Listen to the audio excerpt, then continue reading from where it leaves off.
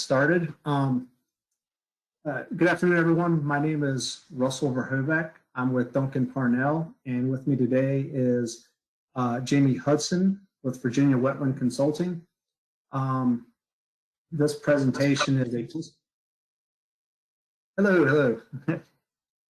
this presentation is a customer story on what Jamie and his company have been doing in migrating into some newer technology to fulfill his contractual obligations for different customers.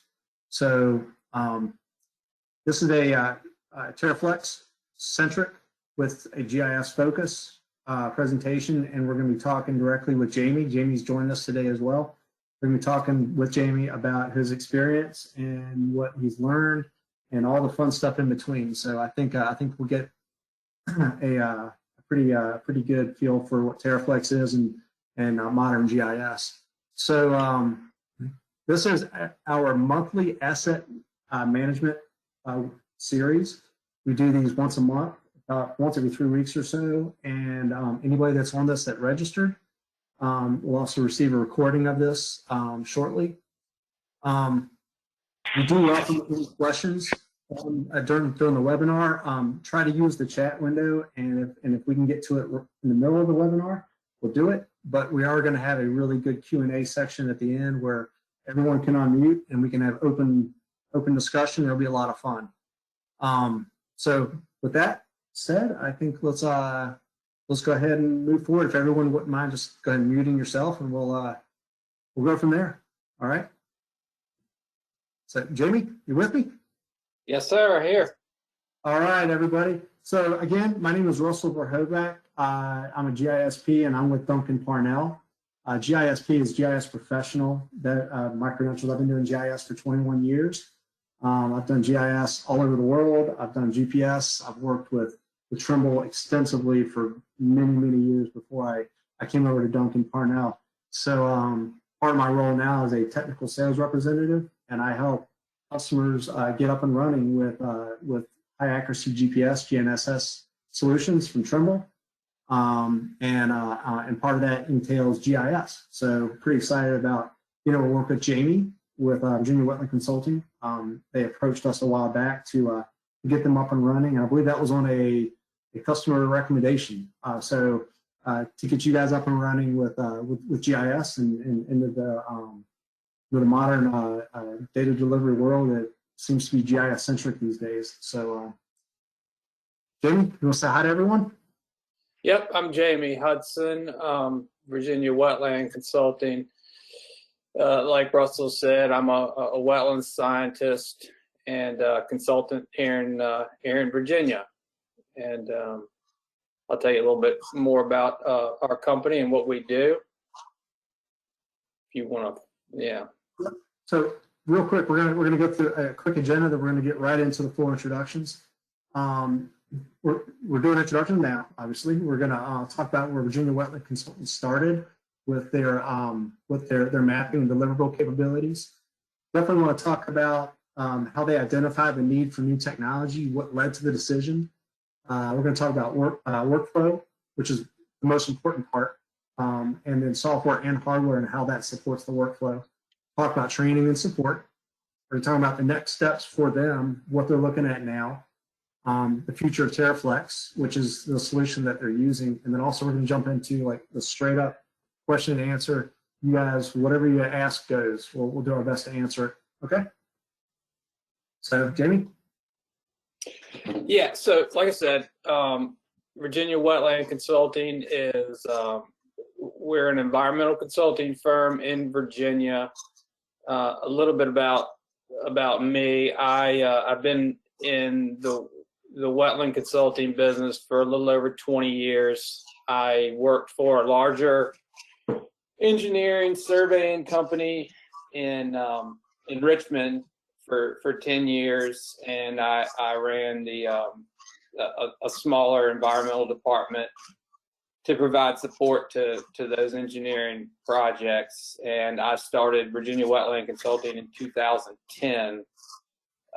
Our main projects are wetland and stream mitigation banks and and just the general wetland delineation, permitting of development projects.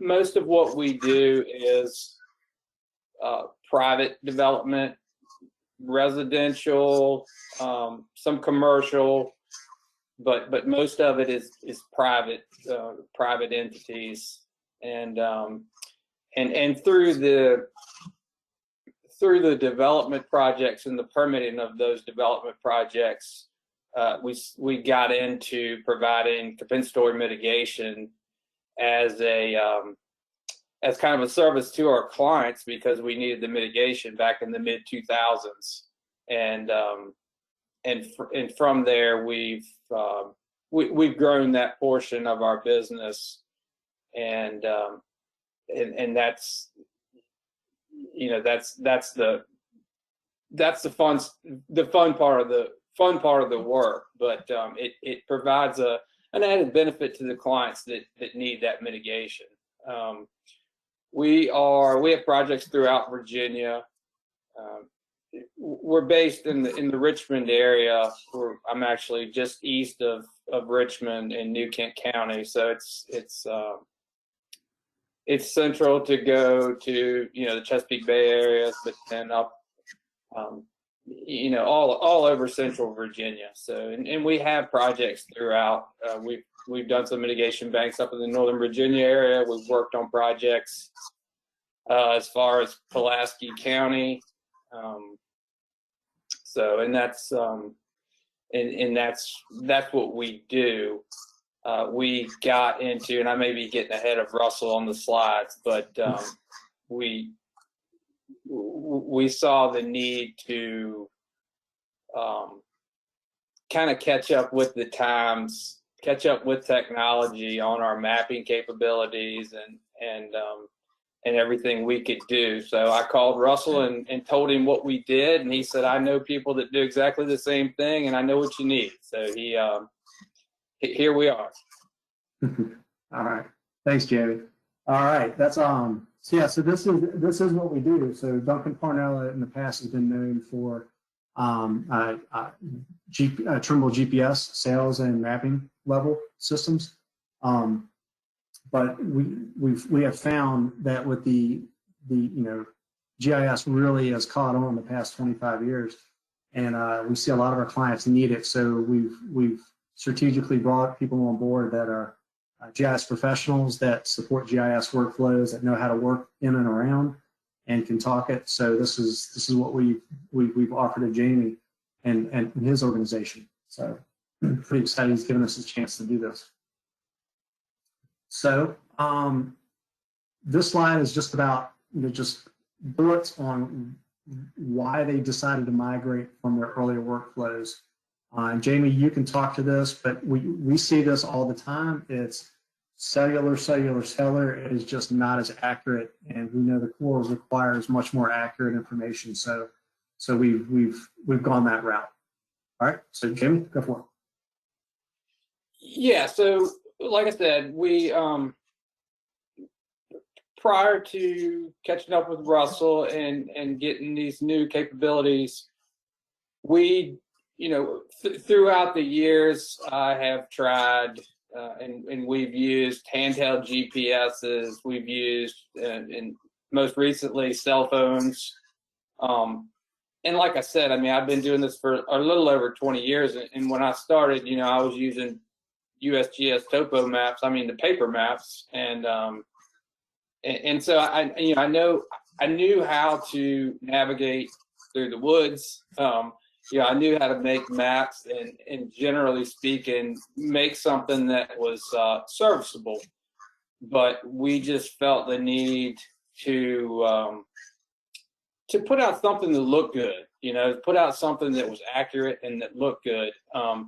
So before, we were using cell phones and then downloading it into Google Earth, and we would take that and manipulate it to make a decent looking product. But the accuracy wasn't there, and it was time consuming to do it. I mean, it was taking a bunch of different programs, whether it be Microsoft Word or Adobe or a combination, and cobbling together something that was presentable but not great.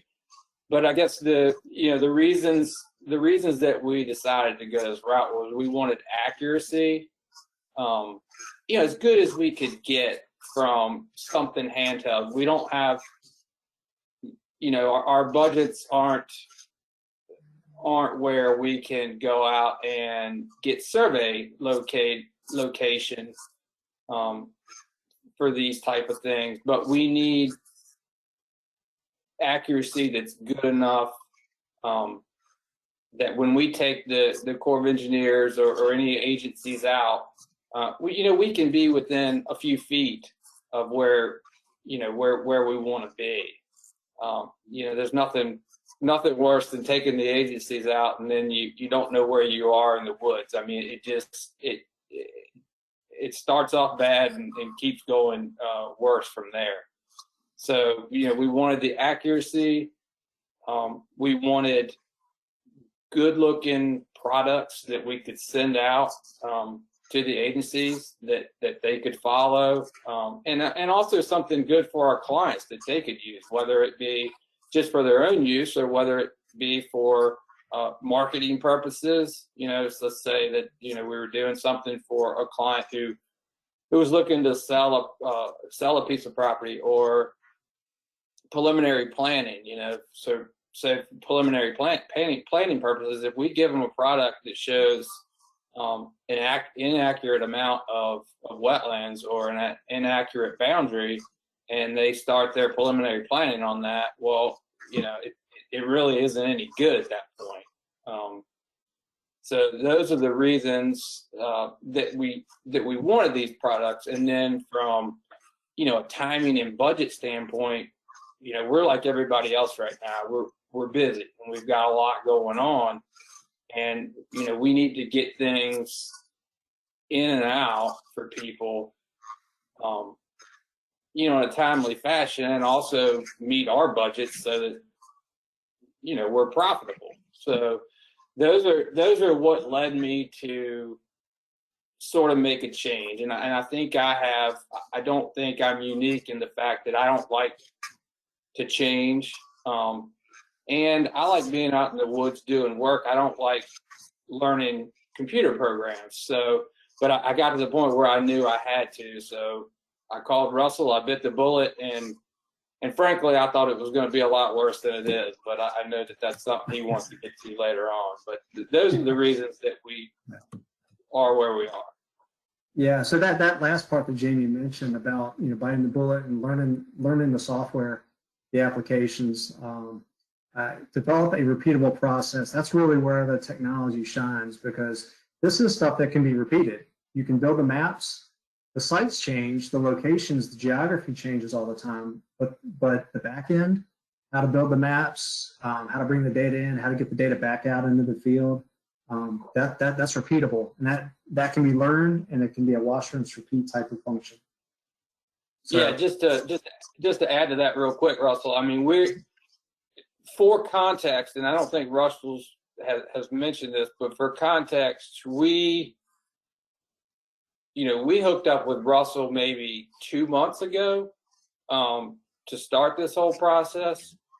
And just before this meeting, I was sending one of the guys that works for me a layout template so that he could make a map with one that I had already done. And we've already got it to the point where our layout templates are down, and our templates in TerraFlex are down, so that we just reproduce those for each project now.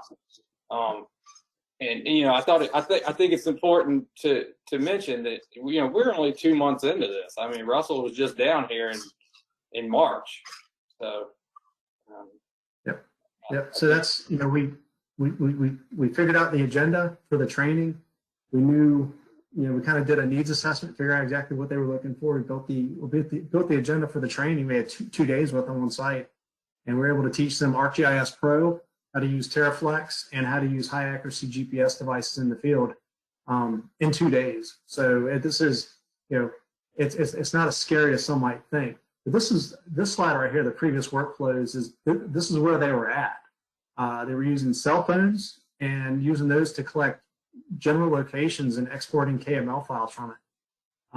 They were outsourcing some of the locating work to surveyors or other work types, which can be expensive, but it had to be done in some cases. And then they were using PDFs to do the mapping itself. So we've been able to migrate them into a much more technical but learnable workflow. So here's what they had before.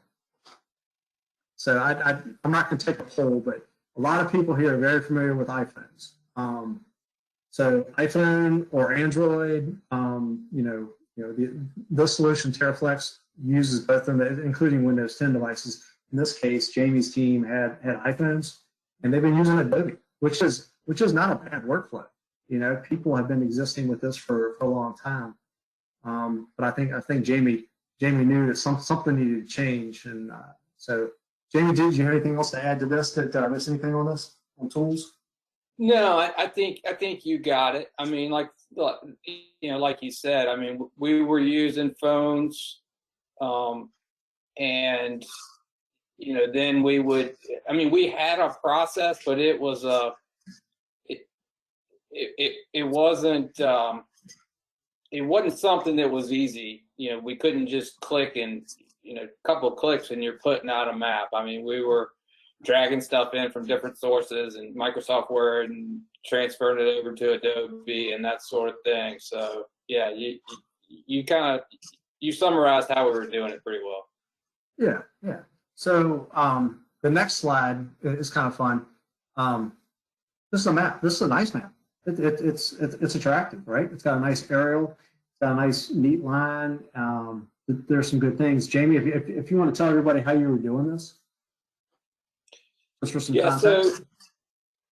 So this is just a small site that we did a wetland delineation on. It's for a little project, and they need an off-site outfall. And how this is put together is we locate those wetland flags with our phone, download that and that's through like a free app or something, and then it comes in on Google Earth, and then you have to take Google Earth and we drop that into Word so that we can get the border and everything on it, and then print that out to Adobe so you can finish putting the legend and that sort of thing. I mean, it takes way too long for what you're getting. If it was something that you were doing once in a while, it probably would do the job. But something that you're doing every day, it doesn't really get the job done, and it's missing some critical components also, which I think you'll see in the next slide. Go for it. All yours.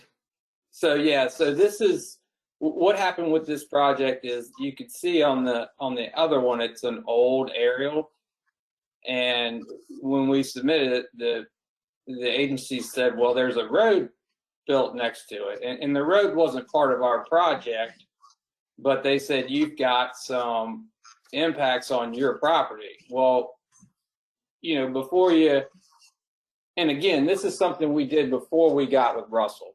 But when you go out in the field, yes, you can see that there's a road built there, but you don't know that it encroaches onto your property. So the agencies tell me that it is encroaching on the property. So what I did was I redid the entire thing in ArcPro and realized, yes, this is on our property. Did some research on it. There was a grading easement that was never recorded. But the road was built and had all the permits that it needed. So everything was fine. But that just shows you that, if you don't have the technology with you in the field, you can't, you can get a general understanding of what you're looking at, but not as good as what the capabilities are now. So I redid this map to show it on the new aerial because that was what they requested. But you can also see that the legend is better. It's got the square footage of wetlands on site, which is one of the requirements that you need to have on the map.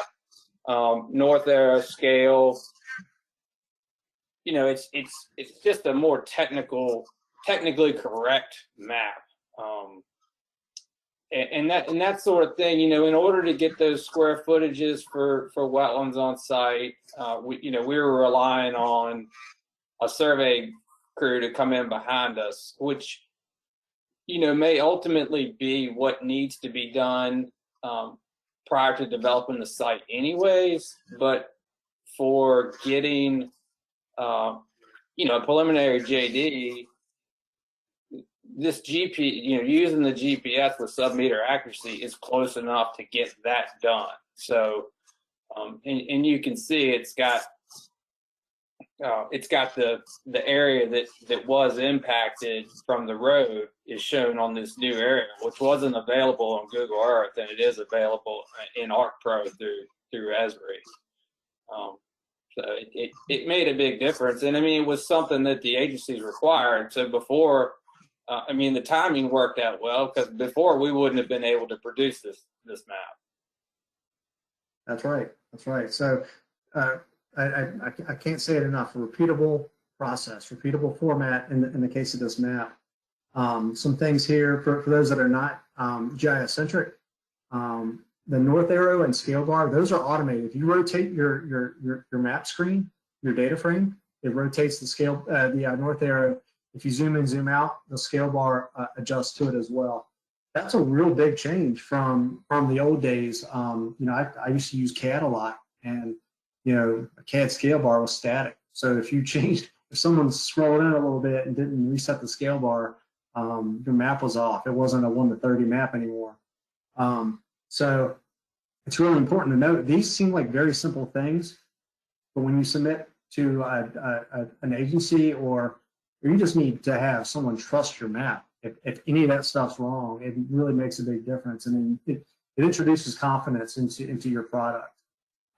So the legend is automated, the coordinates are all automated, point labels are all automated, the dates, the logos, all that stuff is built in now. So in all honesty, he could take this layout right here as a template and swap out his study limits, his wetland boundary, his wetland polygon data points and flags, and he could push print again just by changing the title and print it, and he could submit this for another site. So instead of spending all that time where he had to work in Adobe, he can just export a PDF directly, and it's already a PDF at that point, but the map is live. So you can also swap out the aerial image, which Jamie talked about, which is really important, because the aerial images out there that are available right these days that are free, free is free is, right? So you may not have the most current aerial imagery. Esri offers some really nice aerials if you can get them from your city or municipality that you work in. The state of Virginia has really nice aerials, I believe down to 3-inch, 4-inch accuracy now in some locations. So you can get really nice aerials that were flown within at least within the last 2 years. So now Jamie can take full advantage of that for his workflows. Yeah, I mean that is the neat thing, is that once that's set up, I can put anything underneath it as a background layer, and spit out 3 different maps with USGS or soils, whatever I want in there, and I don't have to redo each map. And that map, that map, I didn't manually put in really anything into it. I mean, other than, I put the wetland the wetland boundary in there. All I did was create one polygon for the wetlands on site. I mean, the rest of it, the property lines from county GIS. So it really is kind of automated. Yeah. So when Jamie was in the field, on the back end in the office, he's using ArcGIS Pro with templates that they built themselves. He's got his logo on there. The layout, is all standardized for his projects, depending on his client. But when he was in the field, he was using a Trimble product called TerraFlex. TerraFlex is a cloud-based data collection application. It's available on Windows, iOS, and Android platforms, Windows 10. So you can get that application on multiple platforms and take it out in the field and use it, and plug it into a higher accuracy GPS receiver, GNSS receiver. You can get really high accuracy. In Jamie's case, they purchased from us an R1 receiver, which is about the size of a deck of playing cards. You'll see it here in a slide or two. You'll see what it looks like. But it's really small, which is handy because you can clip it to your vest, but you can also take it, and when you clip it to your vest, you can go hands-free, because typically, you know, if you're doing work in the field, and Jamie, correct me if I'm wrong, you're probably carrying a bunch of tools, wearing boots, a backpack, books to type different plants. So there's a lot of stuff they have to take in the field with them. So the size and the accuracy makes a big difference. Going from left to right, this is what TerraFlex looks like. So when you log into a cell phone, you know, that's connected to a nice GPS receiver, you know, he's got his projects here on the left. You can see Bermuda 100, Duval Road. He's got a couple projects in there. You know, the next one over, he's got all of his projects, but he's looking at a specific project, in this case, Bermuda 100. He's got a couple layers in there he can collect data on. It doesn't need to be very complicated, but it shows the layers. He can zoom into the map, but really important, I want to show here, the slide, the graphic that says location status, this accuracy is on that R1. Really nice. He's using a correction service that you can use or you do not have to use. If without RTX corrections, you can get sub-meter accuracy using SBATs, which is free. Jamie decided to take it one step further and get Trimble RTX, which is real-time extended. It's called Viewpoint RTX, and it's all delivered via satellite. It's not delivered via cellular, which means he can disconnect from cellular and internet and go out and collect data, and that happens all the time. But he's using RTX satellite, and you can see here it says in use, and his accuracy it's not suffering. It's looking pretty good. In this case, this was actually, you know, here locally out, you know, in a residential neighborhood. I was getting these accuracies, but and that was sitting there for a while. But you know, with RTX, it creates a half-meter GPS device out of that R1. That's what it specs that device out. And then that last graphic you see on the right is actually one of the sites with the points he collected out in the field. I believe in this case he wasn't actually using the R1. I think he was using his cell phone. But I'm gonna let Jamie talk real quick a little bit about the RTX and what your experience was with that. So, Jamie, what do you think? Yeah, Russell, you're right. That picture. So, like I said, we're a small group. It's two of us, and to get started, we got one Trimble GPS unit with the RTX and the TerraFlex, but with TerraFlex, you don't have to have the GPS antenna hooked to it. So I can still, you know, if both of us are in the field, one job may need more level of accuracy than the other. You know, the other one of us can still use TerraFlex and collect with the internal antenna in your phone, and that's what I was doing on this site with those points. But yeah, so yeah, Russell, you know, made reference to it.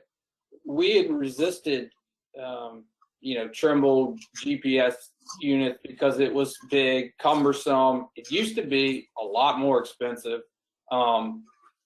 It's just one more thing for us to carry around in the woods. And with the R1, I mean, it's so small, you clip it to it, it's not wired, so you just have it Bluetooth to your phone can be in your pocket. And we're getting, you know, a lot of times, especially with mitigation sites, we're in remote areas that don't have good cell phone reception. but we need good accuracy. I mean, if we're locating a monitoring well that we're going to need to go back to for the next 10 years, or a veg plot that we're going to be going back to for the next 10 years, after a couple years on those sites, you can't find those areas, and it makes a huge difference if you can be, with that RTX, and we're getting, a foot, 2 foot in an open area, 18 inches, accuracy. That makes a huge difference when you go back in 3 years and it's grown up versus using your cell phone where you're getting maybe 15-foot accuracy. Searching in those two different circles takes a lot different amount of time. Some of that work isn't the most fun thing in the world, so the less you have to look around for your well, the better. But yeah, that's the kind of accuracy we're seeing, especially in open areas, is 12 inches, something like that. The only accuracy issues we've had at all is when if it's thick canopy cover and then a deep ravine, but we're still getting 4 or 5 feet at that point, so it's more than accurate enough for what we're doing. Yep. But that's kind of where we are with it. Okay. Yeah. No GPS works underground, and if you're in a canyon setting or urban canyon, if you're right between buildings, if you're doing more urban work, yeah, I mean it can definitely impact accuracy. But the accuracy, generally speaking, with the R1 is very reliable, and it works really well under most canopy. Now, there's times when you just nothing you can do. You just got to bring in a total station. But for a lot of times, for a lot of cases, the accuracy is well within the 1 meter range that is required by some agencies. So it definitely fits the bill. Yeah, I mean that's what I'm saying. We've got a site that has deep ravines locating stream channels, and I mean, you might be talking about 40 feet of topographic relief between the top of the hill and the stream, and then you add thick canopy to it, and we're still getting 4 feet of accuracy. So it's not like, I mean, it's still more than accurate enough for what we're doing. Yeah. All right, let's look at the next slide here. So this is, I told you he went from PDF to Pro. It's a big difference. But here's a look at one of his projects using, and this is while he was doing map development in ArcGIS Pro. In here he was able to compile and clip data, because data sets don't just come per parcel, right? It comes in county or citywide data sets. So if you can get your hands on it and you can clip out data sets, you can load it right back into TerraFlex and take a much smaller set of information out in the field, which makes it really, really nice for the field users. Definitely need to standardize coordinate systems and projections. That's pretty easy with TerraFlex. You can take the data and publish it, reproject it, publish it right back into TerraFlex and take it out in the field. And then you can also, Jamie now has the ability to develop new data. So he can actually draw in his polygons and, develop his own, areas that he can use for calculations. So Jamie, you want to add something? Yeah, and the neat thing about this is that, this is for a wetland delineation we're doing on an existing, it's a site that's been, that's already has some development on it, but they're looking to expand it. And the neat thing about this is going from ArcPro back to TerraFlex is we can put this into TerraFlex, and then when we go out in the field with the agencies, they know exactly what they're looking at when they're comparing it to the map. Now on a site like this, it's not that hard to figure out where you are, but you can take, for example, if you're on a site where there's really nothing out there, then it does make a big difference. But it's neat. We're running TerraFlex on an iPad Mini, And you know, it gives a really nice screen that you can see pretty decent in the sunlight. And you know, it's fairly impressive to the agencies when you take this out there and they can you know, basically look at it as if you're looking at a paper map, but it has your location right there on it within, you know, 12 inches. So yeah, that's kind of what we're doing on these sites.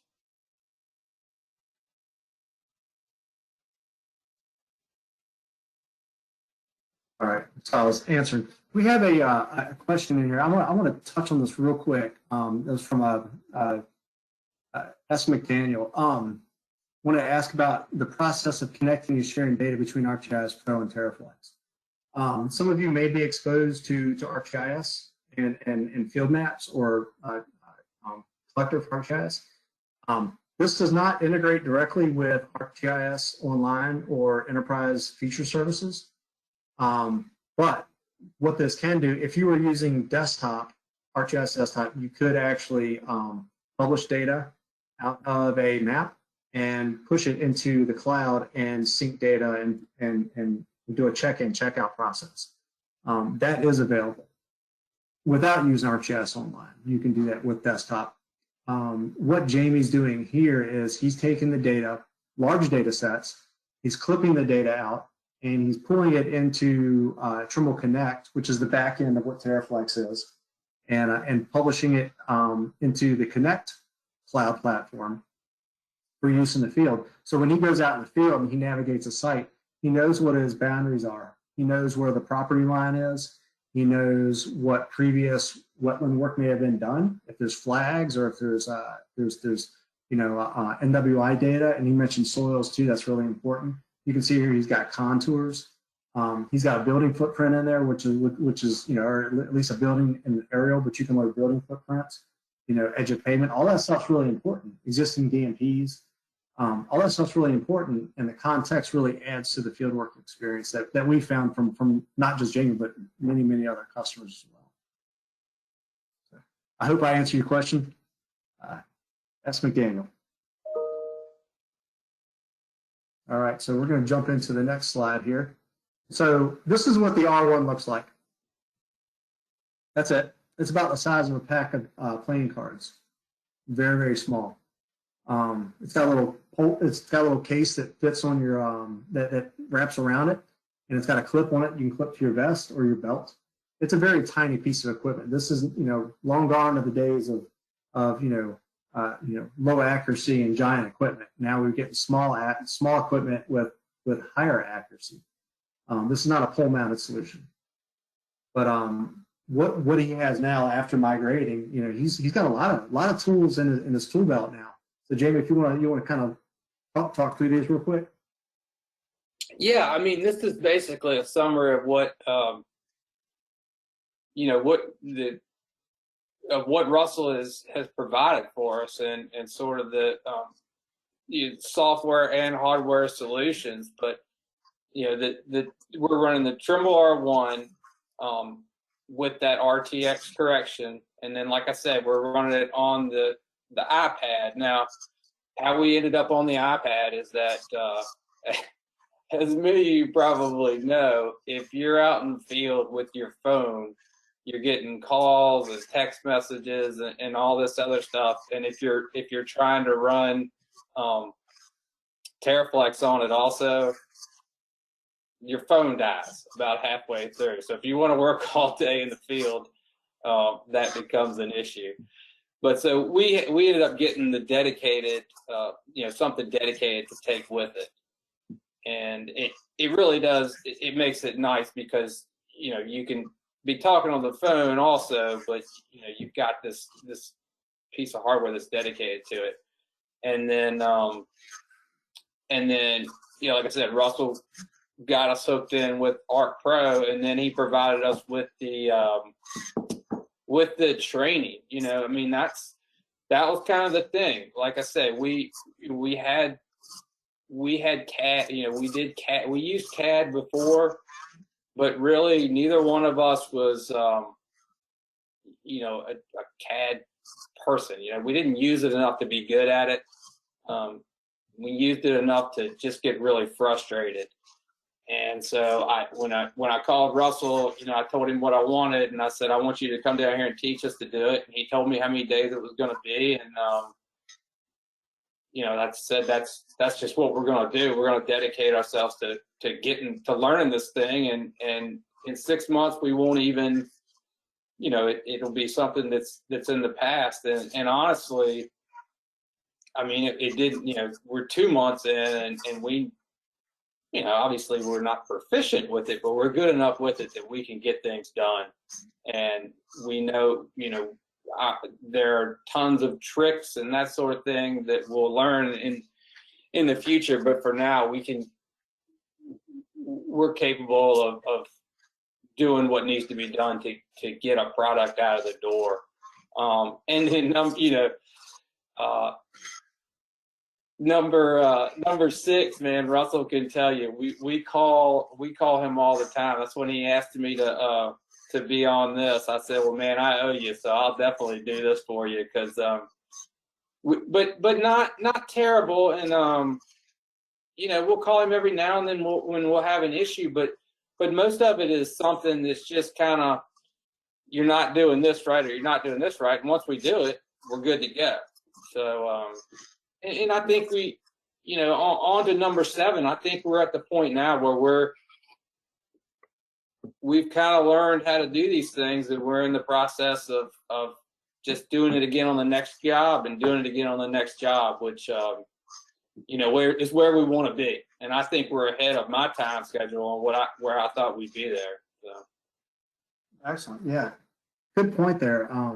Being ahead of schedule means you can spend more time learning and applying what you paid for. So number 6 is a really cool one. On-call multi-product support with us. And this is always a plug, but really this is, Jamie calls me directly, and I'm a technical sales representative for Duncan-Parnell. That doesn't mean I'm out of the technical side. I touch it every day. I work with ArcPro, desktop. I work with CAD sometimes. There's so many products out there that all play a role in the GIS world now. But having somebody that you can call, even if it's not us, have somebody that you can call and try to keep everything in one house, because what you don't want is to have one product that you don't understand and that may be affected by another product and that someone else needs to talk to, and try to tie those together. So when Jamie calls me, 9 times out of 10, we can triage it and fix it pretty quick. And if I can fix it, or I can walk them through it on the phone, we do it really fast. If it's bigger than that, I'll set them up with our technical support team, and we'll schedule some time, and we'll get him involved, and we'll make sure that he has another repeatable process. But not only that he understands what was going on. So it's always learning, it's always teaching. But we do the training, we use the hardware and software, the applications, and we use the other hardware too. I'm an iOS user. I've got lots of Android devices, so you kind of have to be proficient in most platforms.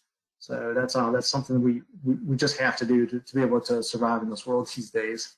So all right, so this slide is all Jamie's. I really and this is for your benefit too, everyone that's on the call. I think it's really important to hear from customers and the people that are co-presenting, and in this case, Jamie.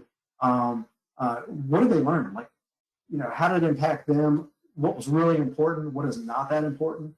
But Jamie, just if you want to touch on a couple of these, and if anybody has questions, we are coming up here. We're about 15 minutes out from wrapping up, but we've got a couple more slides, future plans, but we definitely have Q&A, and I want to save some time for that. So just start thinking about these questions y'all want to touch on in the Q&A. But Jamie, lessons learned. Yeah, I mean, I can't. I guess I can't overemphasize enough that we were really doing things with 10, 15, 20-year-old technology. Not necessarily the iPhones, but the way we gathered all of our materials to go in the field. We were pulling soils maps. I mean, I have hard copy soils maps in here that we'd make a copy of and pull in. You know, we were doing it like I did it when I started, still, to go out in the field, and now, I mean, it's kind of crazy not to use the technology available, because we were just making it harder on ourselves. So now we can download everything into an iPad and have, you know, soils map, topo, county topo. You know, if we have an old wetland layer from, you know, some of these sites I've done wetland delineations on 2 times before. So, you know, I can get that old surveyed boundary and overlay it and have everything in TerraFlex on my iPad and look at what I have. And you know, I'll just say that I thought that I really just didn't want to dedicate the effort into learning how to use this stuff. And in hindsight, it really wasn't as hard as I thought it was going to be. But I think it was critical to kind of go all in and get Russell and Charlotte down here for 2 days of training that, you know, while I enjoy their company, my idea of fun is not doing GIS training for 2 days. But I think it made all the difference in the world. And, you know, like most people say, when you finally do something, you should have done it earlier, but it just makes life a lot easier. And, you know, when you're out beating the bushes and the briars and it's, you know, 100 degrees and everything's chewing on you, the quicker you can get in and out, the better. And I think this makes that much easier. And then the added benefit is, you know, a product that goes out the door that looks like, you know, it was created in 2021 versus, you know, 2000. So yeah, I mean, that's kind of where I couldn't be happier with what we've got. So Yeah, so I think some takeaway is that the technology, it can be learned, and it's not as scary. One thing that I've run into, and this is lessons learned over the course of my own career, is that you know, you can learn it yourself. Yes. How soon do you got to be up and running? You know, if we have customers that have a workflow that's repeatable or it's unique, you know, we can take that and we can build our technology around that and support it and move the, you know, the workflow. We can expedite the workflow using the technology, which is really useful. Now I've been in the engineering world for almost 17 years now. You know, as long as I've been doing GIS, you know, without, you know, extra 4 years there. But yeah, for about 17 years, engineering GIS and learning the engineering workflows and the environmental workflows is really, really important. So I can't stress that enough. If you have a workflow, yeah, there's a good chance the technology can make it better for you and make it easier for you and your team and your clients too, which is definitely, you know, you gotta have clients, right? So you gotta pay the bills. So, all right, Jamie, is there anything else you want to add to this the slide right here? no, I mean, the only thing that kind of popped into my head was one thing you said, making it easier for the clients. And I mean, some of our clients are engineering firms that don't offer our capabilities, and it's really nice to be able to have you know, this GPS located wetland boundary that we can just send it right over to them. They can drop it in their drawing for their surveyors' rough maps. The surveyors aren't out there, you know, trying to find our flags because our rough maps aren't good. I mean, they've got a GPS located sub-meter accuracy wetland boundary in their rough map. So, you know, it makes it easier for them. I know they appreciate the advances that we've made. Yeah. So one neat thing that I'll mention with TerraFlex is TerraFlex can be used by not only your organization. You can let clients use your subscriptions because it's subscription based. So, you know, if there's ever an opportunity where you could help a client out, you could actually give them one of your subscriptions, your seats to use, and they can go out and use your map. Or you can invite them, if they have their own subscription, you can invite them to use use your map in your organization. You can protect that data, but still give them the ability to go out and navigate around on the field. So you could sketch in things in TerraFlex, and they could go back out and back check it. I know this is a workflow that's becoming more and more popular with our clients. They can let their clients see what they're doing, so they can share the map with them. They can see it, they can share it, they can take it out in the field, or they can just look at it on the desktop. So a lot of shared functionality there. So we got about 10 minutes left. Jamie, what are your future plans? What do you want to use this stuff for?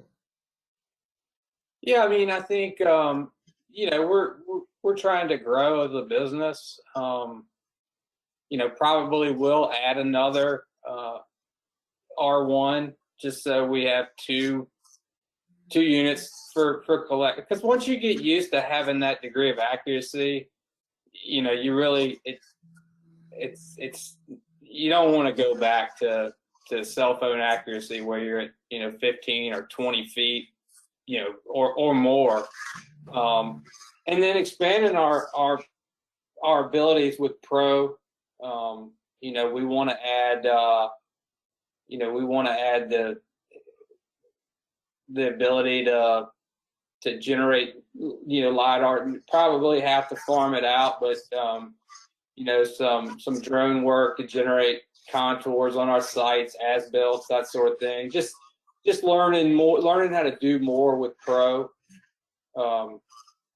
And then you know, and then also, I mean, we're still learning. We're still learning a lot about TerraFlex and you know, what we can do with it, taking stuff out in the field. So you know, that's something we've been working on also. Yeah, there's a lot of room to grow once you take the initial step of learning the GIS software. It's really the GIS software really is one of the most, you know, it's extensive, but if you have a workflow, a very unique workflow, it's very easy to put your tools together, figure exactly what you need to do for your day-to-day, and then as you go, you can branch out and learn new tools and expand your use of it. Some other things that I see some other customers of mine doing that work in the environmental area is using LiDAR data to go out. I know the Corps does. Probably, you know, maybe develop more templates, map templates to make it easy, not just 8.5 by 11, 11 by 17, you know, 24 by 36, landscape, portrait. All these these are huge time savers in the office. Yeah. And something I've talked to Jamie about, and this is something that works really well for a lot of my environmental folks, rangefinder integration. TerraFlex does it.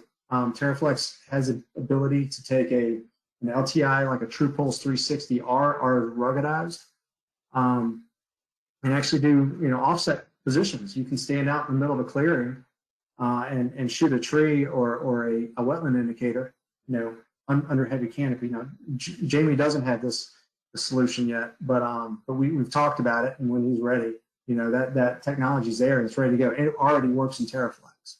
So, Jamie? Yeah, no, sounds good. Okay, all right. So, let's see here. What's next for TerraFlex? This is I really want to talk about this. There's some cool things, and Graham on the call here had a question about, is the R1 more accurate or the Geo more accurate? What is accuracy? So if you're looking for sub-meter, they can both do sub-meter. If you want an R1 to do centimeter, which the Geo 7X can do, the R1 is not going to do centimeter. But in my previous slide, I showed you RTX and what the accuracy looks like with that. You know, with the RTX correction service, you know, I easily half-meter accuracies, and I've seen much better. But that specs that device out at half-meter. That's a pretty drastic improvement for the price of what you would pay for an R1. That's pretty good. I'll hint, there are some new capabilities coming with the R1 and TerraFlex, and it involves differential correction. We're not there yet, but it's being developed and it's looking good. I'm really excited about that because the Geo series. Probably many people here are familiar with the Geo line, the Geo 6000, the XTs, XHs, the 7Xs. Great pieces of hardware and well loved, and we just have a hard time getting our people to give them up to move into new stuff. But TerraFlex is moving forward, and there's some really cool stuff coming. Right now, I mentioned we do laser rangefinder integration already that works very well. You can take background maps in the field with you, background data. It even has a task management system, so you can check out data if you want. You can work offline and work completely off, out of the cloud, offline, no cellular, or you can work, you can check data back in once you get back to your connected environment, at 7-Eleven or Starbucks, whatever you prefer. So yeah, I mean, really, especially if you're on the road, TerraFlex is made for being flexible. If you have teams working in California and you sit in Virginia, you can build a map, get it into Trimble Connect, which is where you log in and build your maps. That's the back end, that's the cloud side. And within a couple seconds, you can publish it, get it into the cloud, and your person in California can be using that map within minutes. So it's very, very useful. It's very user friendly. We do a jumpstart training for this, which is not what Jamie used. We did a full in-person training because it involved ArcGIS Pro, but we also do a TerraFlex only GPS jumpstart training, which is about 4 hours, and we have great success getting people using TerraFlex within 4 hours. I mean, from beginning to end, they are completely self-sufficient using TerraFlex in 4 hours. That's pretty fast. So with that being said, I want to open it up real quick for Q&A. We've got a couple more minutes left. I do have some other questions from some folks that were private messages, and I will reach out to those folks separately. We did have a question. I want to address this real quick. Is the R1 more accurate than the Geo7X with differential correction? Today, the R1 cannot be differentially corrected. It's coming. TerraFlex is going to support that, and with the R1, you will be able to. We're hearing good things, and we're very hopeful that it is going to be sooner than later. But we are hearing really good things about it. I'm excited by that capability to do differential. In the meantime, you can use SBAS to get sub-meter with SBAS corrections or WAS corrections. So that's very, very nice. RTX is still there, and RTX is a very, very affordable a correction service that is given to the device, is locked to a device. So the R1 would have its own correction service. But that's satellite delivered, meaning you can work anywhere you want and get corrections. Very, very nice solution from Trimble. So it's called the Trimble RTX system. So that's really nice. Do we have any more questions out there? Feel free to take yourselves off mute and go ahead and jump in and start asking some questions. Russell, I'm not sure if you saw it, but there was a follow-up to the question about Pro and TerraFlex, Yes. asking about the process to get the TerraFlex data back into Pro. Okay, so today you can export the data right out of Trimble Connect, which is the cloud side of TerraFlex, and pull that data and drop it right back into Pro. Shapefile, geodatabase, CSV, KML, I believe. So that's really nice. It's not seamless. Now, if you were to use ArcGIS Desktop, meaning ArcMap, you could use the TerraFlex Desktop add-in or the Trimble Positions Desktop, and you can create a workflow where you can publish your data in ArcMap into Trimble Connect and get it into TerraFlex, and then check the data back in and out with that. And today that works fine. We do have a lot of customers right now that are looking to get away from desktop into ArcGIS Pro, and ArcGIS Pro does not have that capability yet with TerraFlex. All right. Do we have any more questions out there?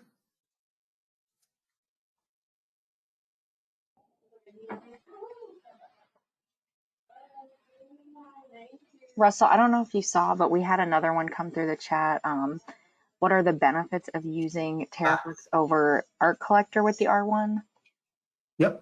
Okay, couple things. ArcGIS, Arc Collector, or Collective ArcGIS is, it's going to be deprecated in, I think, January of this year is what we're hearing from Esri. That doesn't mean the capabilities are not going to exist in the form of field maps for ArcGIS. Okay, so field maps is going to be the replacement. Now, the benefits of using TerraFlex, you do not need to have an analyst publishing maps into the cloud to use TerraFlex. Most people find full functionality with a 4-hour training, a jumpstart training with us to use it. So you don't need a GIS analyst or technician or specialist to be able to build the maps that you would use like you do today in Collective ArcGIS. Another really good benefit, and I mentioned it before, is the laser rangefinder integration is fantastic. You can easily take and we use them all the time. We saw a pile of them, is the TruePulse, the LTI TruePulse 360R devices, which Bluetooth integrate with your mobile device, and you can shoot your offsets. That data is, your offset position is not a manual operation. It comes right into your mobile device and in TerraFlex and stored in Connect. So you don't have to enter your offset distance and then choose your A or B on your intersecting circles. If you do a distance, but in this case with the laser rangefinder, it's got distance bearing, so it's a one-shot offset. It's a really nice workflow, especially for sub-meter or half-meter work. We find it to be very, very, very useful and user-friendly.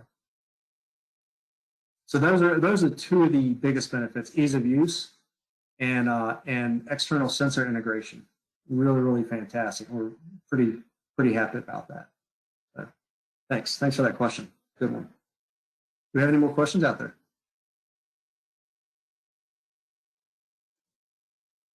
So right now we are a couple minutes over. I'd like to go ahead and start wrapping it up.